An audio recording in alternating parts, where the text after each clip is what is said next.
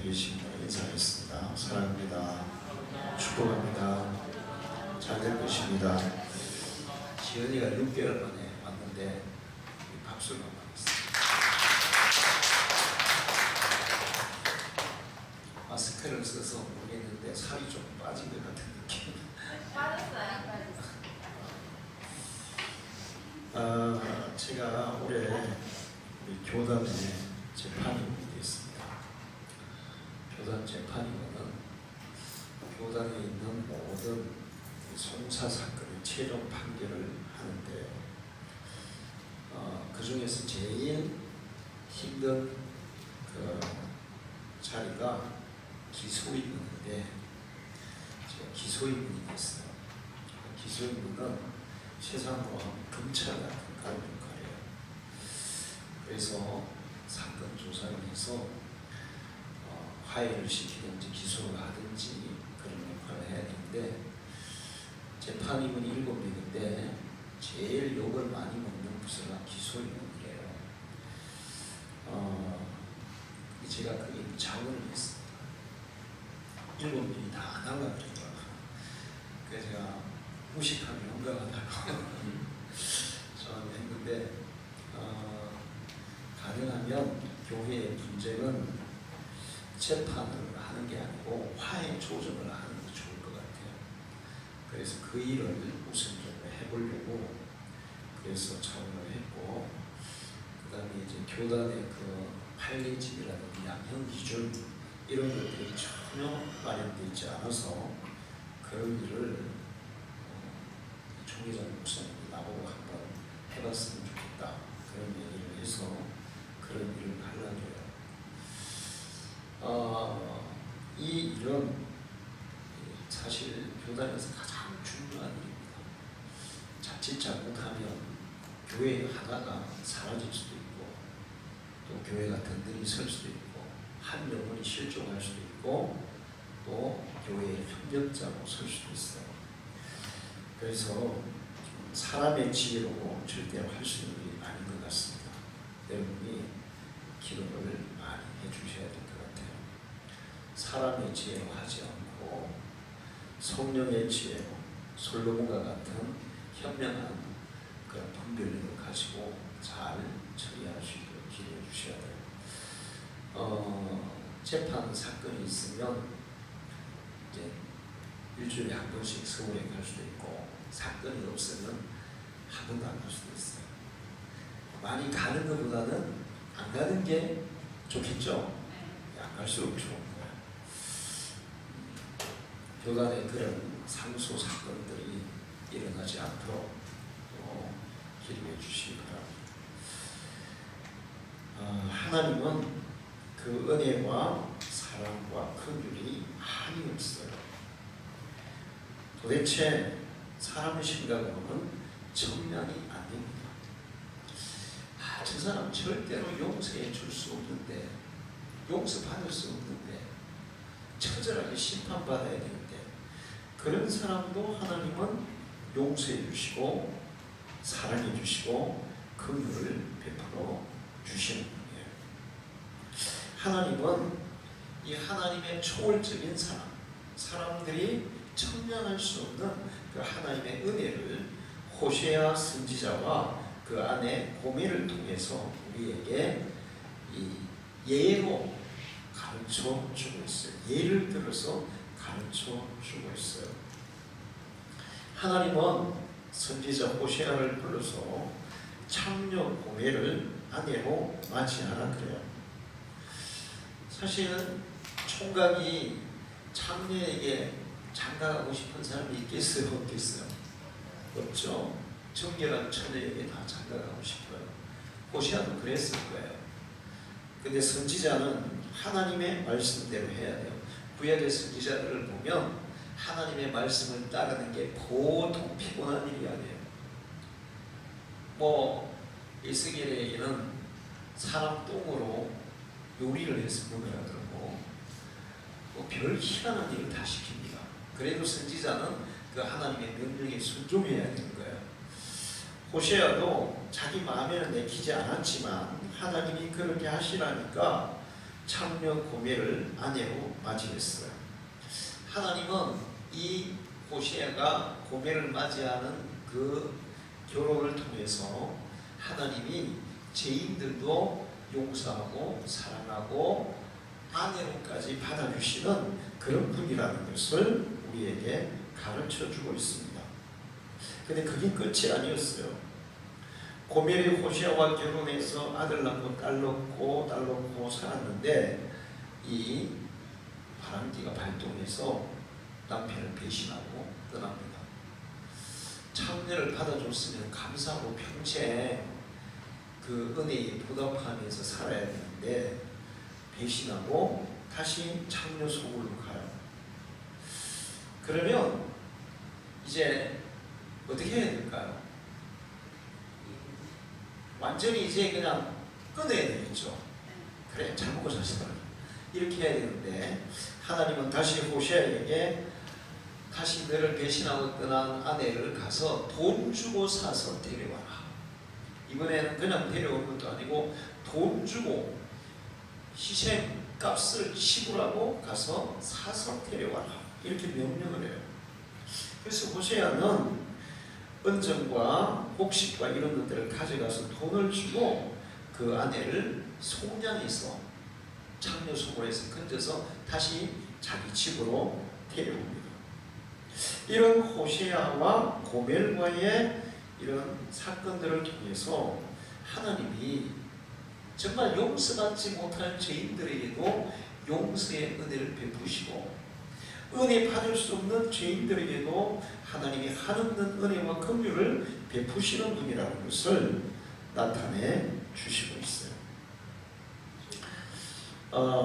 그런데 이것이 이스라엘 민족에게 뿐만 아니라 이방인들에게까지 하나님을 전혀 믿지 않고 거역하고 하나님과 상관없는 이방인들에게까지도 하나님이 이 은혜와 긍휼을 베풀어 주시겠다고 약속하고 있어요. 23절에 내가 나를 위하여 그를 이 땅에 심고 긍휼히 여김을 받지 못하였던 자를 긍휼히 여기며 내 백성 아니었던 자에게 향하여 이르기를 너는 내 백성이라 하리니 그들은 예의를 주는 내 하나님이시라 하리라 하시니라. 하나님의 사랑은 머물러 있지 않고 끊임없이 확대돼서 전 세계를 향해 이제 퍼져나가는 것을 볼 수 있습니다. 이게 하나님의 사랑인데 저도 가끔 성경을 읽다가 하나님 어떻게 이런 인간까지 하나님이 용서해 주십니까? 아주 무서운 형벌을 내리셔야 되는데 어떻게 이런 사람도 용서해 주시죠? 우리가 이해할 수 없는 그런 하나님의 이 용서와 긍휼을 볼 수가 있어요.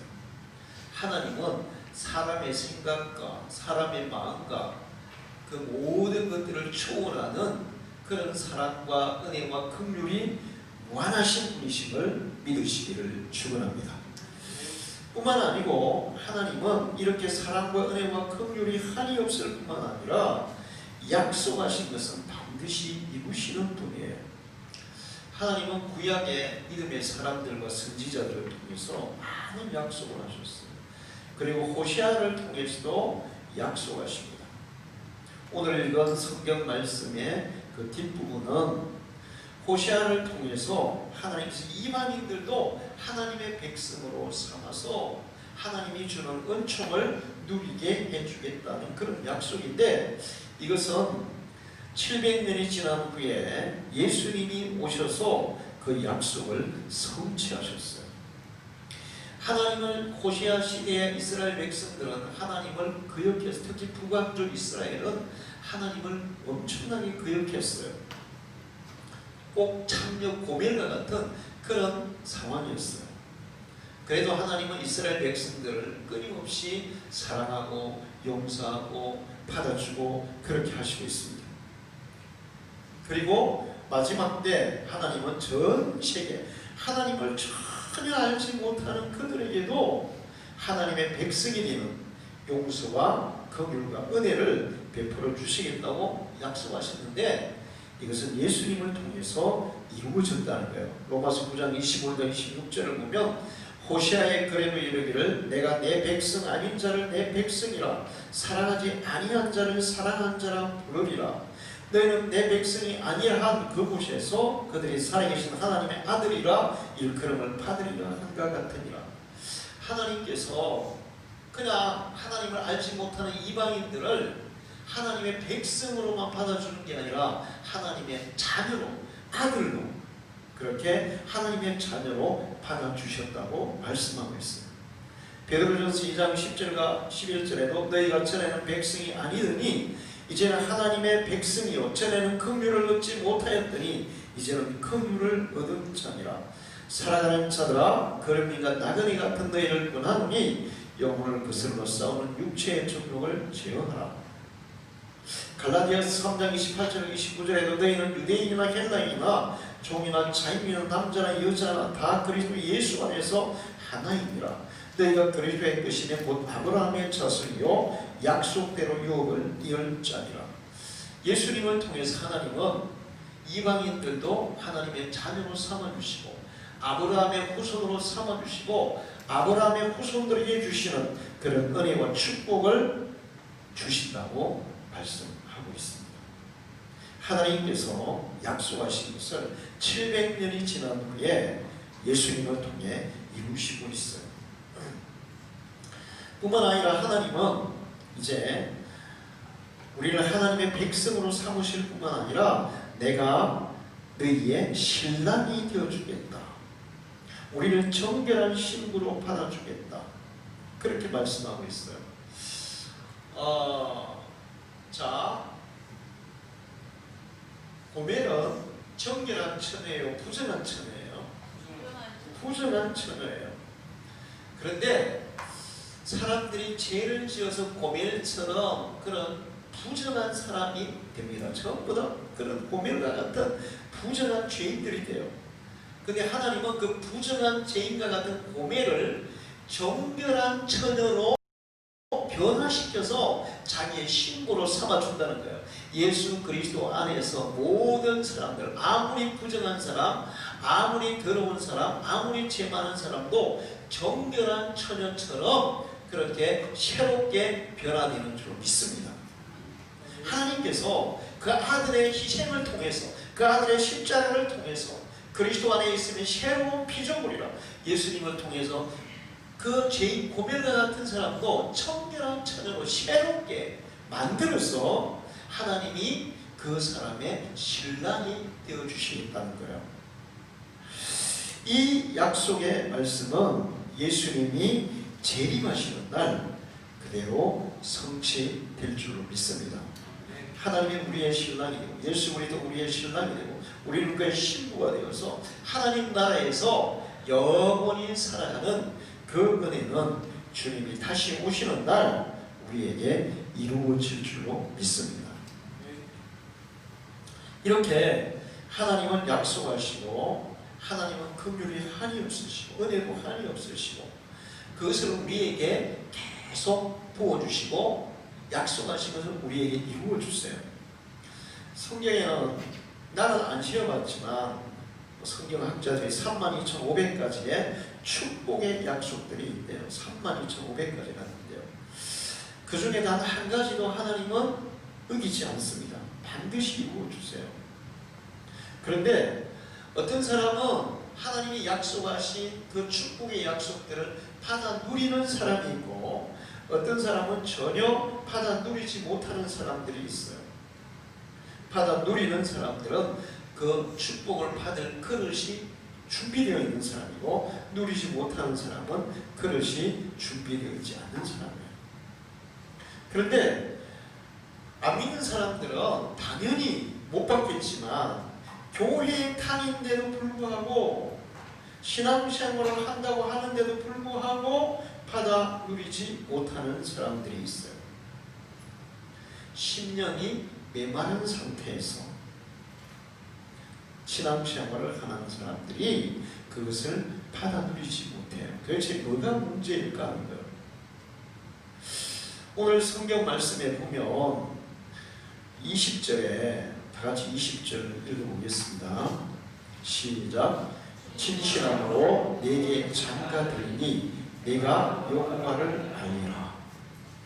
자, 하나님의 이 은혜, 하나님의 이 축복, 이 약속들을 받아 누리려면 하나님을 알아야 된다. 이렇게 말씀하고 있어요. 하나님을 알아야 된대요. 자, 그런데 이 하나님을 알아야 된다는 말씀이 그냥 지식적으로 안다는 게 아니에요. 지식적으로 인지하고 안다는 게 아니에요. 여기 진실함으로 내가 장가들리니. 자, 여러분, 처녀 총각이 연애를 해요. 연애를 할 때 서로에 대해서 다 알까요? 모를까요? 알까요? 모를까요? 다 알면 결혼을 할까요? 안 할까요? 안 하겠죠. 잘 몰라요. 그런데 이제 결혼해서 살다 보면 알기 시작하죠. 결혼하자마자 다 알 수 없어요. 한 20년, 30년, 50년 죽을 때까지 살아도 다 모르는 부분은 있어요. 그러나 결혼해서 살면 연애할 때는 완전히 다르게 상대방의 속속들이를 알기 시작하는 거예요. 그러면서 점점 상대방을 깊이 알게 돼요.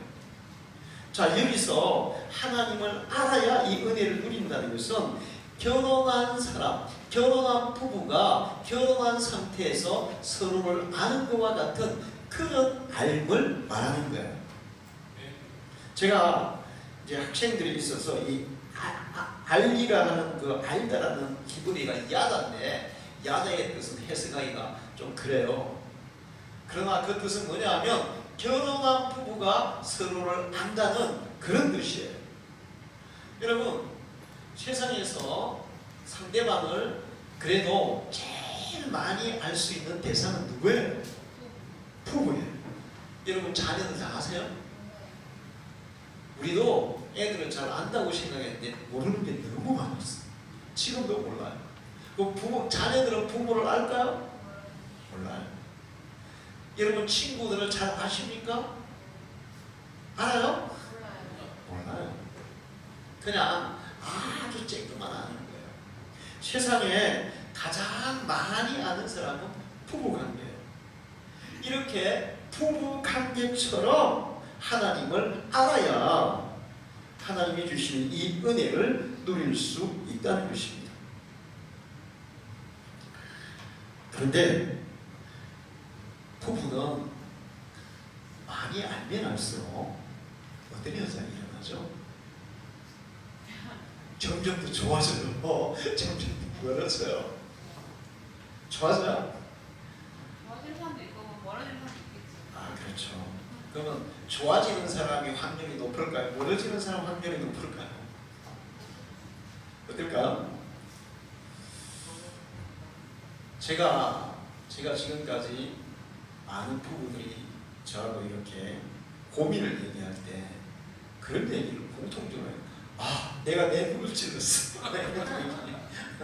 알면 알수록 좋아졌다니 나빠졌다는 거야. 나빠졌다는 거죠. 인간에게는 한계가 있고 또 부족한 부분들이 많아요. 상대방의 부족한 부분을 자꾸만 보다 보면 가까워지는 게 아니라 어떤 현상이 일어나요? 멀어지게 되죠.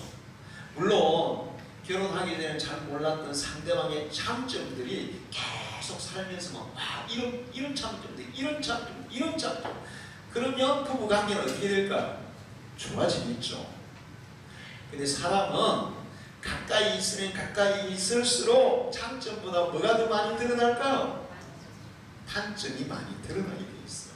그래서 멀어지게 되어 있는 거예요. 그러나 하나님은 어떨까요? 정말 남편이 너무너무 모든 면에서 완벽하게 훌륭한 사람이에요.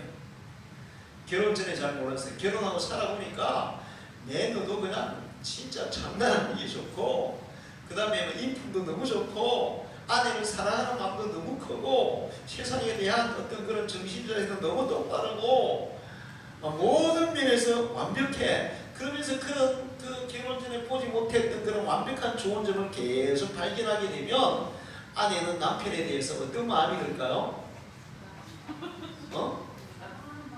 신뢰하는 마음, 사랑하는 마음, 존중하는 마음, 존경하는 마음, 정말 온갖 마음이 다 들겠죠.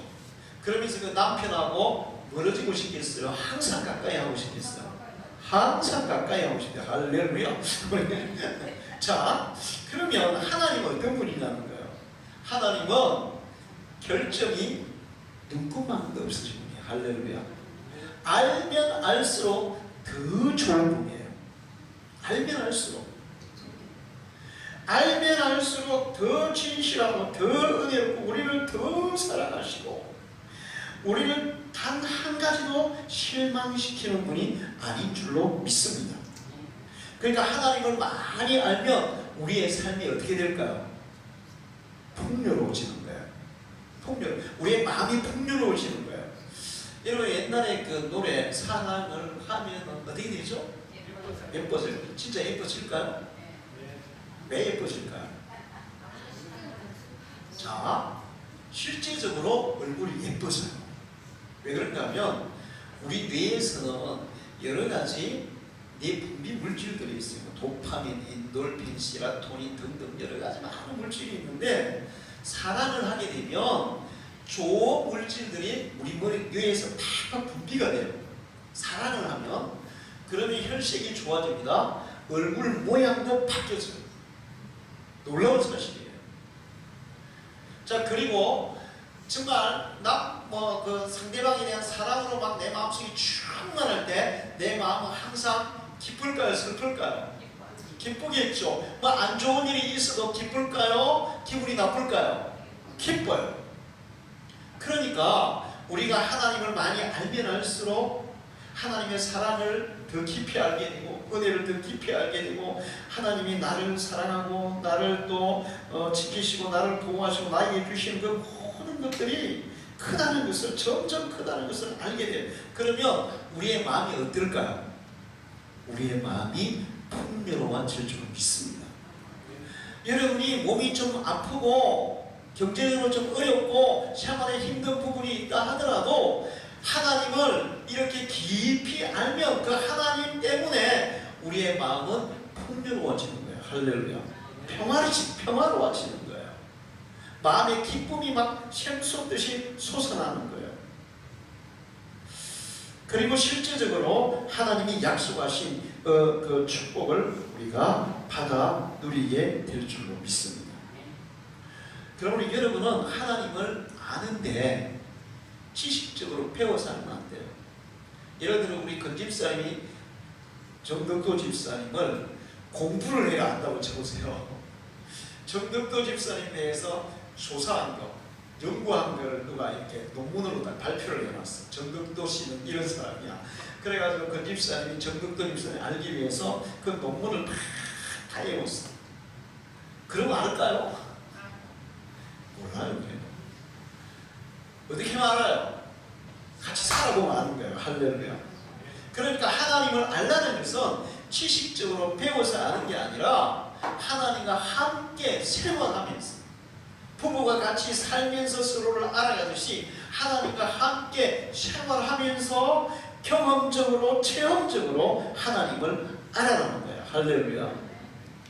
제가 요즘 페이스북이나 인터넷에 사람들이 페이스북에 신자들이 막 자기 그 생각이나 신앙이나 이런 것들을 막 올려놓은 거, 성경에 대한 막 자기 지식을 올려놓은 거 제가 보는데 정말 저는 막 정말 기도가 돼요. 하나님에 대해서 성경을 아는 것도 완전 엉터리, 하나님을 아는 것도 완전 엉터리, 보통 엉터리로 아는 게 아니에요. 그러면서 자기가 하나님을 잘 안다는 거예요. 신천지 사람들 하나님을 잘 안다 그래요? 모른다 그래요? 안다 그래요. 근데 제대로 하나님을 아는 사람이, 저와 같은 사람이 그 신천지의 주장을 보면 그게 엉터리라는 거, 얼마나 잘못된 엉터리라는 게 분명히 보인단 말이에요. 그런데 제대로 된 신앙이, 제대로 된 말씀이 없는 사람이 볼 때는 그게 그냥 사실처럼 그런 게 느껴지는 거예요. 자, 보세요. 제대로 된 것은 뭐가 되냐면 여기서 여기까지 몇 cm일까요? 몇 cm나 될 것 같아요? 유장들 여기 있으니까 몇 cm 될 것 같아요? 30cm? 박미연 집사님 몇 cm 정도 될까? 여기 있으니까 35. 강수는 몇 cm 정도 될 것 같나요? 400이요.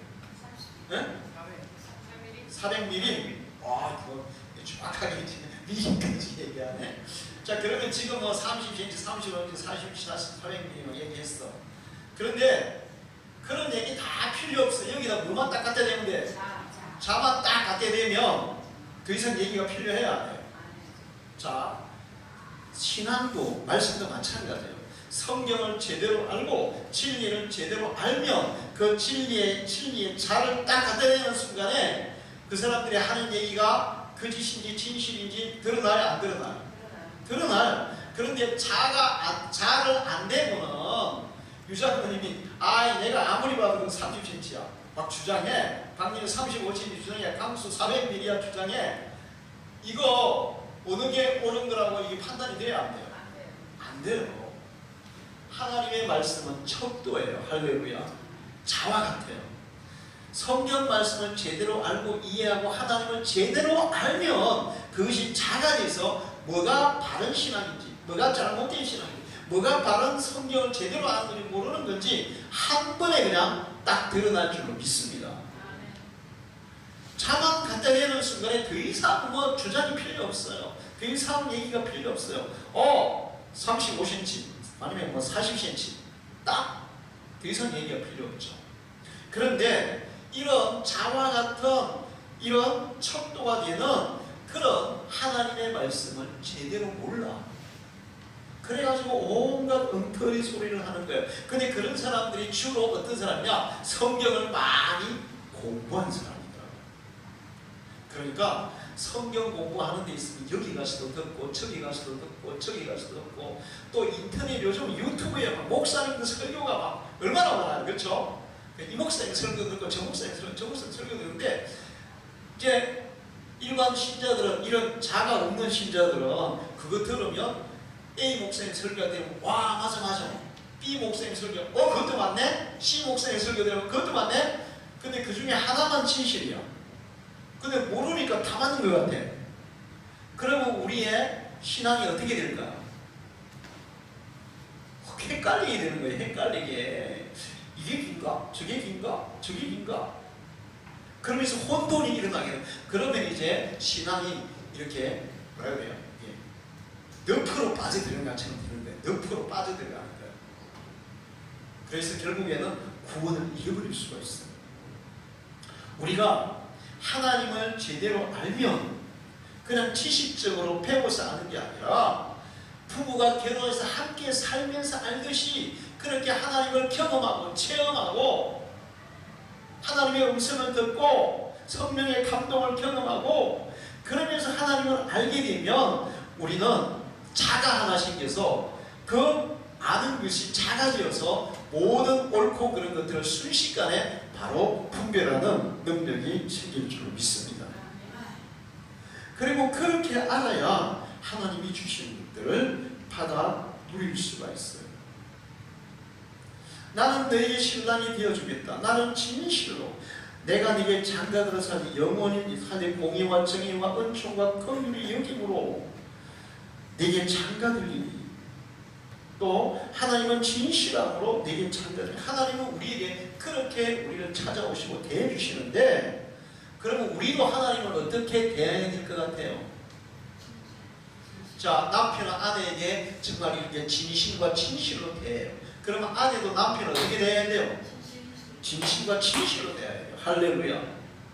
남편은 그렇게 대해주는데 아내는 거짓으로 대하고 적당히 대하고 자기 실수만 챙기고 자기 딴 주머니만 차고 이렇게 되면 그 관계가 유지되겠어요? 깨어지겠어요?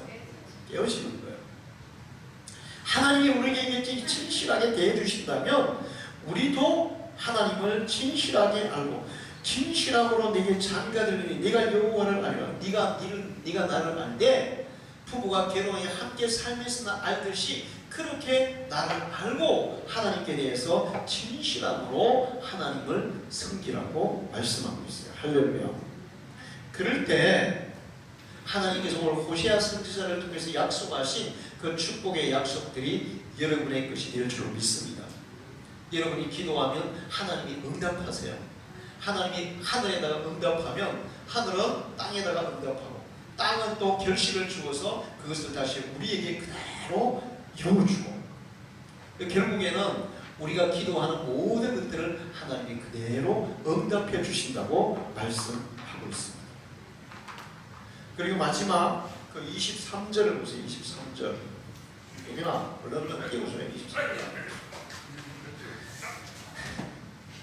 23절 다 같이 읽겠어요. 시작. 내가 나를 위하여 그를 이 땅에 심고 긍휼히 여김을 받지 못하였던 자를 긍휼히 여기며 내 백성 아니었던 자에게 향하여 이르기를 너는 내 백성이라 하리니 그들은 이르기를 주는 내 하나님이시라 하리라 하시니라.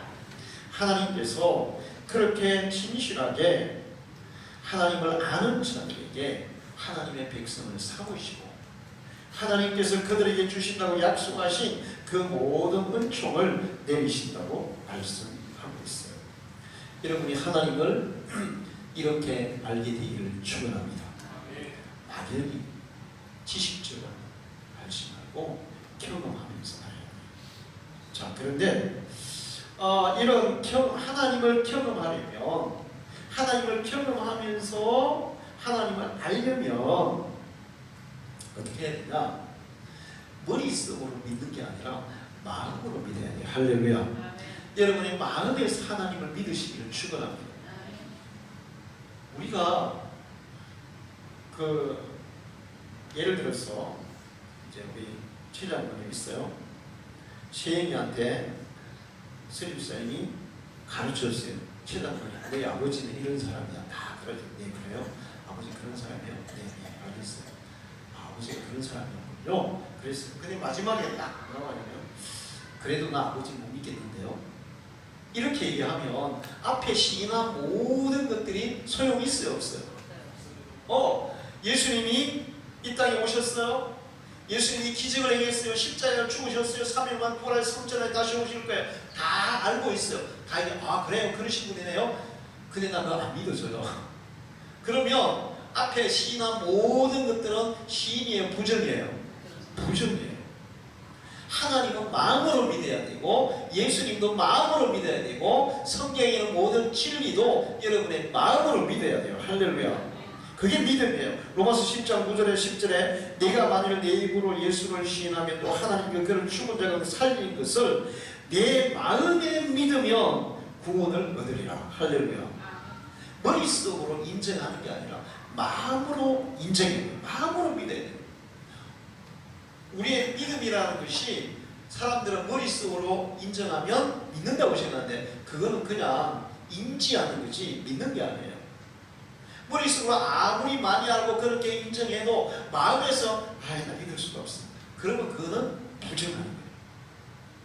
우리가 진심으로 내 마음으로 예수를 믿게 될 때 하나님을 경험할 수 있음을 믿습니다. 머릿속으로 아무리 말을 많이 알고 있어도 마음으로 믿지 않으면 하나님을 경험할 수는 없어요. 믿는 자들에게 하나님이 찾아오시고 믿는 자들에게 하나님이 성령을 보내시고 믿는 자에게 은혜를 베푸셔서 하나님을 드러내 주시는 줄로 믿습니다. 오늘 여러분 마음속에 이 믿음이 있기를 축원합니다. 그리고 이제 하나님을 경험하려면 하나님이 말씀하셨어요. 하나님이 말씀하셨어요. 그런데 이게 진짜 그렇게 될까? 될라나? 안 될라나? 그래서 반이씩 반이 되잖아요. 그렇죠? 이게 아멘 믿습니다. 그래가 딱 그대로 해버리면 너무 좋은데 하나님이 이렇게 말씀하시는데 예를 들면 사르밧 가부에게 지금 밀가루 조금밖에 없고 기름도 조금밖에 없고 마지막에 이제 그거 빵 구워가지고 자기 아들하고 먹고 죽으려 하는데 엘리야가 와가지고 야 그거 나한테 먼저 달라. 그러면 너희 가루통에 가루도 안 떨어질 기름에 기름도 안 떨어질 거야. 자, 그게 확신할 수 있어요, 없어요? 지금 조금 남아있는 그거 자기들 먹고 자기들 먹어도 모자라는데 그거 나한테 먼저 줘라. 그럼 자기들 먹을 거 있어요, 없어요? 없어요. 근데 엘리야가 그러면 너희 그 가루통에 가루가 계속 떨어지지 않을 거야. 기름병에 기름 떨어지지 않을 거야. 이거 믿을 수 있어요, 없어요? 어떻게 어떻게 그걸 주고 나서 아무것도 없는데 거기서 가루통에 계속 가루가 안 떨어질 수가 있습니까? 가루가 떨어졌는데 이제 이게 반신반의야. 야, 선지자가 얘기했으면 될라나? 그런데 그런 일이 어떻게 일어날 수 있어요? 우리가 상식적으로, 지식적으로, 과학적으로 엘리야의 말은 일어날 수 있어요, 없어요? 절대로 안 일어나요. 절대로 안 일어나는 거예요. 그러니까 내 상식과 지식과 경험으로 봐서는 이게 믿을 수 없는 얘기야. 근데 엘리야가 그렇게, 엘리야는 하나님의 사람이고 선지자가 그렇게 얘기했으니까 선지자 얘기니까 조금 믿을 수 있을 것 같기도 해. 근데 그거 했다가는 엄청난 모험이잖아요. 그렇죠? 아무것도 먹지도 못하고 굶고 죽어야 돼. 잘못하면. 안 되면. 그런 상황일 때, 반신반의 될 때, 아니면 아예 안 믿어질 때, 그보다 더 심한 사람도 있었어요. 나아만은 엘리사 선지자가 요단강에서 7번 씻으시오. 그러면 문둥병이 깨끗이 나을 겁니다. 아무리 뭐 상식과 지식과 모든 것을 동원해도 엘리사 얘기는 실현 가능성이 있어요, 없어요? 0.1%도 없어요. 안 돼. 안 믿어. 못 믿어. 안 돼. 나 그냥 갈래. 그랬더니 부하들이 그거 뭐가 어렵다고. 믿자야 본전 아닙니까? 그렇잖아요. 7번 씻어봤자 그거 뭐 믿자야 본전인데 한번 해보세요 그냥. 전혀 안 믿어졌지만 나아만도 순종했고 반신반의했지만 사르밧 가보도 순종했어요. 자, 하나님을 경험하려면 믿어지지 않을 때도 반신반의할 때도 하나님의 말씀을 어떻게 해야 된다? 순종해야 돼요. 할렐루야. 순종하면 하나님의 역사가 일어나고 와 진짜 그대로 됐네. 그러면 그게 우리의 뭐가 되는 거예요? 믿음이 되는 거예요. 할렐루야. 이게 경험적인 신앙이에요. 사르밧 과부가 아무리 하나님을 많이 알고 있어도 그거는 불가능한데 못하겠어요. 그러면 하나님을 경험했을까요? 못했을까요? 못했어요. 하나님의 역사가 아니라 경험 못해요. 내가 많은 성도들을 보면 우리 성도들은 진짜 계속 경험하는 신앙을 하고 있어요. 근데 일반 신자들 이렇게 보면 하나님을 전혀 경험하지 못해. 그냥 머릿속으로 성경에 그런 것들이 있더라 정도만 알고 있을 뿐이지 진짜 그런 그 하나님의 역사가 내 현실 삶 속에 일어나는 것들을 경험하지 못하니까 그 믿음은 항상 공허한 믿음이에요. 머릿속으로 생각만 합니다. 그런 믿음으로는 구원 받을 수가 없고 역사도 하나님의 축복도 받을 수가 없습니다. 창세기 26장 5절을 보면 이는 아브라함이 내 말을 순종하고 내 명령과 내 계명과 내 율례와 내 법도를 지켰습니다 하시네. 하나님이 아브라함에게 복을 주신 것은 하나님의 말씀에 어떻게 했다고? 순종하고 가라 하고 네 아들을 바쳐라 바치고. 하나님 다 좋아요. 근데 내가 어떻게 가겠습니까? 안 갔어. 하나님 다 좋아져요. 근데 독자 100살의 아들을 어떻게 번제로 바칠 수 있습니까? 그랬으면 하나님의 기적도 하나님의 축복도 누리지 못했습니다. 신명기 1장 36절을 보면 오직 여분의 아들 갈렙은 온전히 여호와를 순종하였음죠. 그는 그것을 볼 것이요 그가 밟은 땅을 내가 그와 그 자손에게 주리라 하시고. 여호수아와 갈렙은 하나님의 말씀을 온전히 어떻게 했다? 순종함으로 하나님이 약속하신 땅을 차지한다 못 차지한다? 차지한다. 순종하는 자가 하나님의 약속을 차지할 줄로 믿습니다. 이사야 1장 19절에 너희가 즐겨 순종하면 땅의 아름다운 소산을 먹을 것이요. 반신반의할 때는 어차피 믿지 마요. 본전이잖아요. 그럴 때는 그냥 순종하는 거예요. 그러면 하나님이 그 순종을 통해서 기적을 일으키시고 그 기적을 통해 우리의 믿음은 든든하게 세워질 줄로 믿습니다. 할렐루야. 우리 박순자 선생님 친정 어머니가 무릎 연골 수술을 한다 해서 제가 마라스에 추천을 했어요. 근데 다들 안 믿으시잖아요. 그렇죠? 그래서 다들 뭐 그거 먹는다고 뭐 낫겠나, 그거 먹는다고 나으면 뭐 벌써 사람들 다 병든 사람 아무도 없겠다부터 시작해서 이제 안 된다고 이런 얘기를 했는데 제가 그냥 강제로 집사님처럼 보내라고 그래가지고 사서 먹었어요. 효과가 있어요, 없어요? 효과가 있어요. 하나님의 말씀은 그런 거예요. 하나님의 말씀은 우리가 순종하면 효과가 나요. 그런데 순종하지 않고 그거 안 돼. 그걸 가지고 뭐 되겠어. 내가 상식과 지식과 내가 아는 과학을 총동원해봐도 그거 불가능해. 그러니까 할 수 없어. 그러면 하나님의 역사가 안 일어나요. 내가 안 믿을지더라도 그냥 믿지 마요. 본전이다 했잖아. 믿지 마요. 얼마나 믿지겠냐. 돈 52만 원 믿어도 괜찮아. 그리고는 그냥 순종하면 하나님의 말씀에 그렇게 순종하면 기적이 일어나고 하나님의 축복이 나타나고 그러면서 우리는 하나님을 경험하게 되는 거야. 할렐루야. 자, 그 다음에 하나님에 대한 경험은 한 번으로 끝나서는 아무 소용없어요. 지속적으로 날마다 계속해서 하나님을 경험해야 돼요. 할렐루야. 이거를 하나님과 동행한다고 해요. 하나님과 동행. 엘리야와 엘리사는 하나님과 동행했어요. 제가 요즘 있잖아요. 하나님 앞에 어젯밤에 기도하면서 하나님, 엘리사한테는 아람 군대가 어떻게 움직일지 다 보여주셨는데 하나님 저한테도 북한 사정을 좀 보여주세요.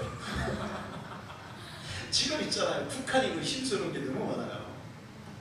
이게 뭐냐 하면 북한이 지금 막 이제 막 연락사무소 깨부시고 막 음포를 막 놓잖아요. 그게 우리한테 위협을 가하는 게 아니고 사실은 북한 내부 단속이 오는 것 같아요. 내부 단속. 그러니까 북한 주민들이 지금 굉장히 뭔가 혼란스럽다는 거죠. 제일 혼란스러운 게 뭘까요? 식량. 이게 지금 코로나 때문에 다른 나라들도 다 막혔는데 북한은 미국 제재로 인해 막힌 데다가 코로나로 더 막혔어. 그 뭐라 그래요? 엎친 데 겹친 거예요.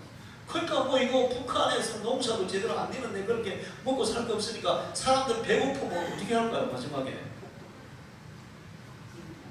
자기 자식까지 잡아먹거든. 자기 자식까지 잡아먹다니까.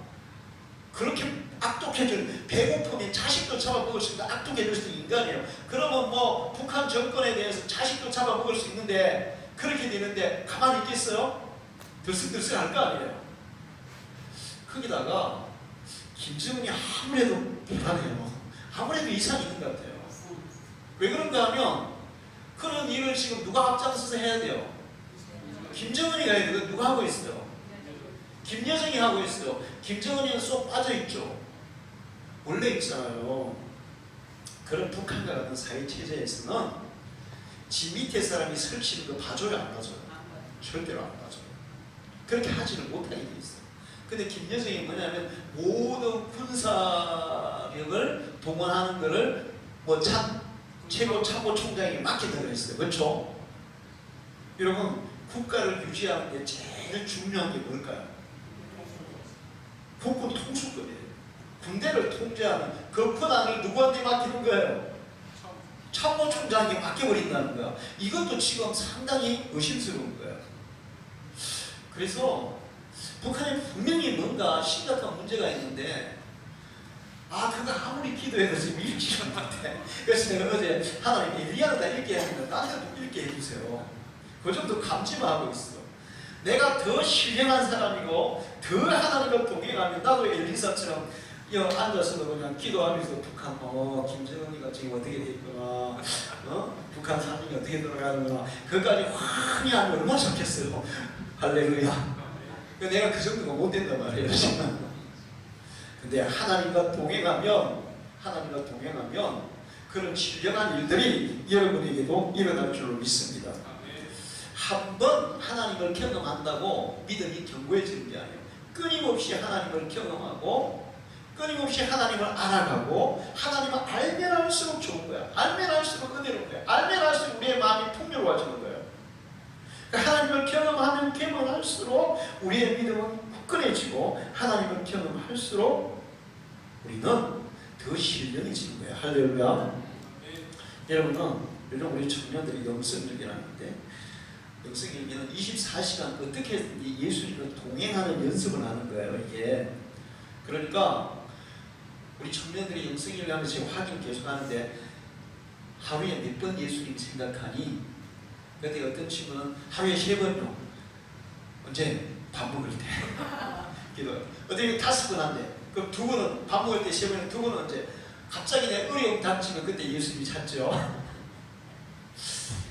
그 그런 게 아니라 순간순간 계속 예수님을 생각하고 예수님을 바라보고 예수님께 기도하고 의지하고 그러는 삶이 동행하는 삶인데, 그럴 때 하나님을 더 깊이 알고 우리의 믿음이 더 견고해지고 축복이 우리의 것이 될 줄로 믿습니다. 할렐루야. 이렇게 하나님을 경험적으로 알고 지속적으로 알고 동행하는 삶을 살아갈 때 하나님은 우리에게 말씀하신 것들을 이루어 주세요. 하나님은 인격적이신 분이시기 때문에, 자, 우리 박 집사님 다정이가 평소에 엄마한테 말 한마디도 안 해요. 그러다가 필요할 때 엄마 나 신발 사야 돼. 그래요. 돈 줘. 그것도 아무 말 안 해. 뭐 말 걸어도 말도 안 하고 아무 말도 안 해. 그러다가 갑자기 엄마 나 등록금 줘. 그런 얘기만 해요. 그러면 이게 박 집사님은 마음이 어떻게 했어요? 응? 딸이니까 줘요 안 줘요? 딸이니까 마지 못해줘. 그럼 기분 좋아요? 딸과의 인격적인 관계는 파괴되는 거예요.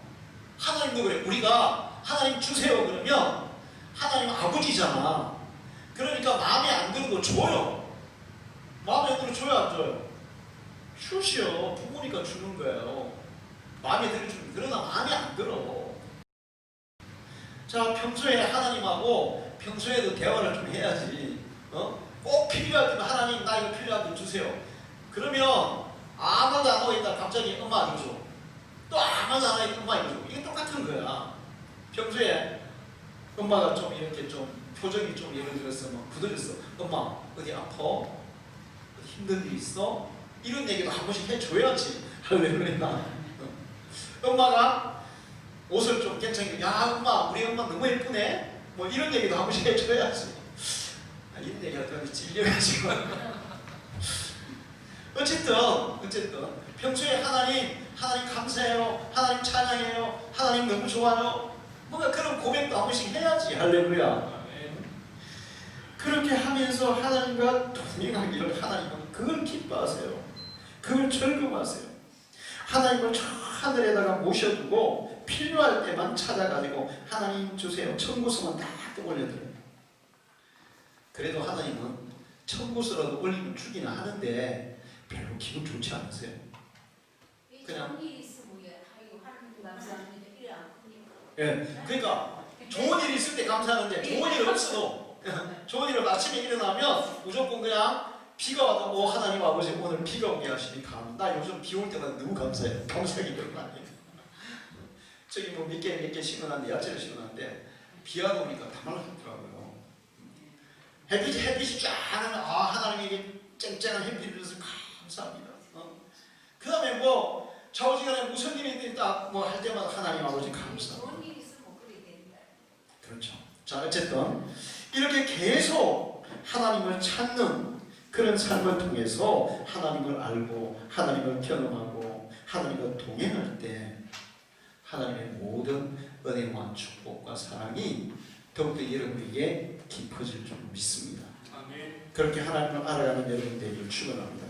기도하겠습니다. 하나님 아버지 감사합니다. 거룩한 성의를 허락해 주시고 귀한 말씀 주셔서 감사합니다.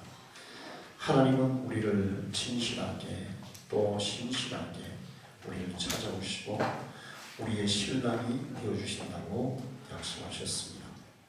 우리도 더욱 하나님을 깊이 알고 체험하고 경험하고 하나님과 동행하는 믿음의 사람들이 되게 주옵소서. 그래서 하나님이 약속하신 이 모든 것들을 날마다 경험하며 누리며 살아가는 성도들 되게 주옵소서. 예수님의 이름으로 기도하옵나이다.